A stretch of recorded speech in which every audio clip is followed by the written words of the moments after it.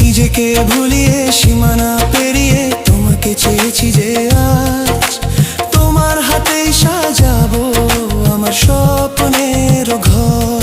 আমি তোমার প্রেমে পড়ে দুনিয়া ভুলে গেছি।